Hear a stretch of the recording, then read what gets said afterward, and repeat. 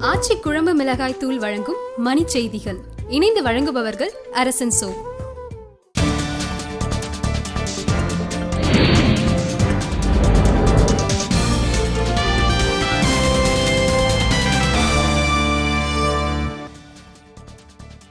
மும்பை தாக்குதல் குற்றவாளி லக்வியின் விடுதலை ஏமாற்றம் அளிப்பதாக இந்தியா கருத்து.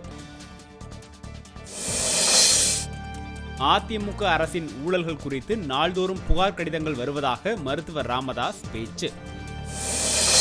அணு ஆயுதங்களை ஏந்தி சென்று இலக்கை துல்லியமாக தாக்கும் தனுஷ் ஏவுகணை வெற்றிகரமாக ஆய்வு.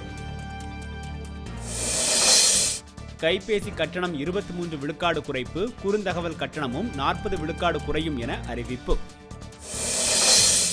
20 தமிழர்கள் சுட்டுக் கொல்லப்பட்ட விவகாரத்தில் நீதி விசாரணை நடத்த ஜெயலலிதா வலியுறுத்தல். புதுச்சேரி மாநிலத்தின் புதிய தலைமைச் செயலாளராக மனோஜ்குமார் பரிதாவை நியமித்து நடுவண் அரசு ஆணை. மதுரை அருகே ஓய்வு பெற்ற அரசு ஊழியர் வீட்டில் 44 லட்சம் ரூபாய் கொள்ளை, மர்ம நபர்கள் துணிகரம். தமிழக அரசு பணி நியமனங்கள் மற்றும் இடமாறுதல்களில் மேலிடத்தின் குறுக்கீடு இருப்பதாக ஊழியர் சங்கம் புகார். மயிலாடுதுறை அருகே கிராம மக்கள் மீது அதிமுகவினர் தாக்குதல், பாதிக்கப்பட்டவர் தற்கொலை முயற்சி.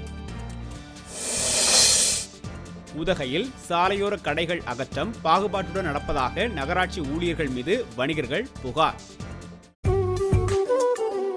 ஆச்சி குழம்பு மிளகாய் தூள் வழங்கிய மணி செய்திகள். இணைந்து வழங்கியவர்கள் அரசன் சோ.